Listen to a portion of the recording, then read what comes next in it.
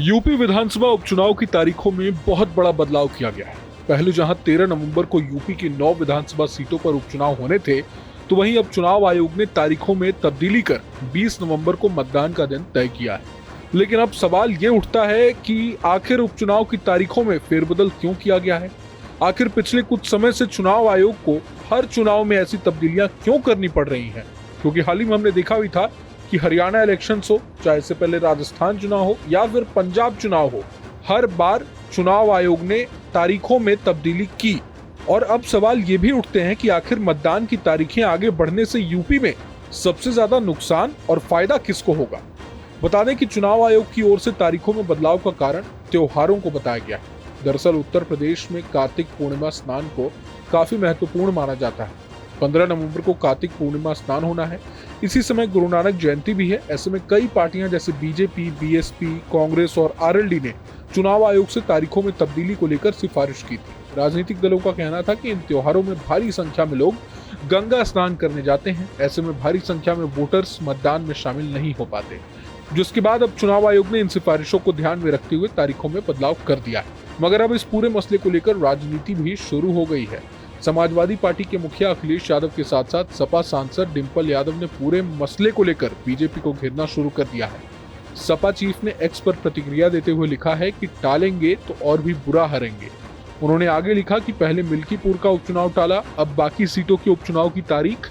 BJP इतनी कमजोर कभी नहीं थी। साथ ही साथ अखिलेश ने लिखा कि प्रदेश में महा बेरोजगारी की वजह से जो लोग पूरे देश में काम और रोजगार के लिए जाते हैं, वो दिवाली और छठ की छुट्टी लेकर उत्तर प्रदेश आए हुए हैं और उपचुनाव में बीजेपी को हराने के लिए वोट डालने वाले थे। जैसे ही बीजेपी को इसकी भनक लगी, उसने उपचुनाव को आगे खिसका दिया, जिससे लोगों की छुट्टी खत्म हो जाए और वो बिना वोट डाले ही वापस चले जाएं। वहीं पूरे मसले को लेकर सपा सांसद डिंपल यादव का भी रिएक्शन सामने आया है। डिंपल ने कहा है कि बीजेपी विपक्षी गठबंधन से डर गई है, इसी वजह से उपचुनाव की तारीखों में बदलाव किया गया है। सुनिए। चुनाव की तारीख चेंज हो गई तो 20 तारीख को पड़ेगी।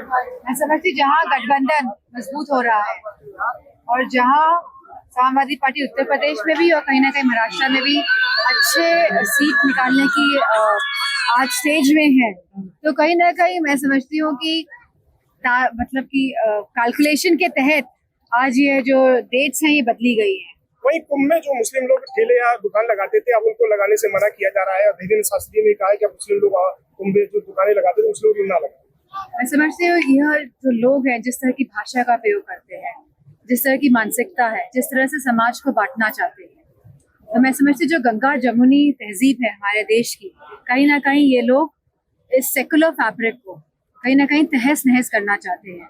क्योंकि ये लोग चाहते नहीं है क्योंकि अगर समाज में कोई भी एक वर्ग अगर पिछड़ा रह जाता है तो कहीं ना कहीं पूरे देश का इसमें नुकसान होता है। और आज तक इस तरह की बातें कभी नहीं कही गई है। तो कहीं ना कहीं ये संविधान के विरुद्ध बातें आज ये लोग कर रहे हैं, क्योंकि ये नहीं चाहते हैं कि देश संविधान से चले। ये अपने मन से, अपनी मनमानी से देश को चलाना चाहते हैं। मैडम, क्या माना जाए तारीखों का जो चेंज किया गया है, क्या भाजपा बिल्कुल घबराई हुई है, इस तरीके से चुनाव हारती हुई नजर आ रही है, इसलिए तारीख चेंज कर दी गई चुनाव की? कोई ना कोई रणनीति के तहत ही चुनाव की तारीखों में बदलाव किया गया है।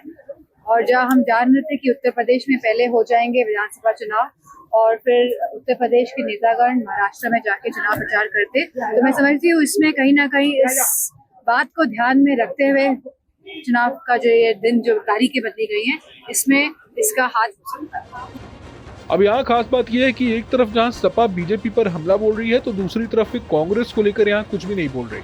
ध्यान हो कि चुनाव आयोग से तारीखों में बदलाव को लेकर सिफारिश करने वाली पार्टियों में कांग्रेस भी शामिल थी। जाहिर है कि सपा कांग्रेस के साथ अपने रिश्ते खराब नहीं करना चाहती, क्योंकि दोनों ही पार्टियां इंडिया अलायंस का हिस्सा हैं। कुछ लोग ये भी सवाल कर रहे हैं कि इंडिया अलायंस का हिस्सा होने के बावजूद कांग्रेस ने चुनाव आयोग को लेटर क्यों भेजा। जानकारों का मानना है कि चूंकि कांग्रेस यूपी में उपचुनाव नहीं लड़ रही है और इस वक्त उसका पूरा फोकस महाराष्ट्र और वायनाड उपचुनाव पर है, इसलिए हो सकता है कि पार्टी ने चुनाव आयोग से सिफारिश करने में कोई संकोच नहीं किया हो। बता दें कि यूपी के साथ साथ पंजाब और केरल में होने वाले विधानसभा उपचुनाव की तारीखें भी बदल गई है। इन तीनों राज्यों की 14 सीटों पर 20 नवंबर को वोटिंग होगी। वहीं बाकी 11 राज्यों की 33 सीटों पर तारीखों में बदलाव नहीं हुए, जिसका मतलब ये है कि उन सीटों पर पहले की तरह 13 तारीख को ही चुनाव होंगे। वहीं सभी चुनाव के रिजल्ट 23 नवंबर को आएंगे। बहरहाल पूरे मसले को लेकर आप क्या सोचते हैं, हमें कमेंट बॉक्स में जरूर बताएं। अगर आपको ये वीडियो पसंद आया तो लाइक करें और चैनल को सब्सक्राइब करें। वहीं तमाम बड़ी खबरों के लिए देखते रहें न्यूज नेशन। न्यूज नेशन अब व्हाट्सएप पर खबरों के ताजा अपडेट के लिए न्यूज नेशन के इस QR कोड को स्कैन करें।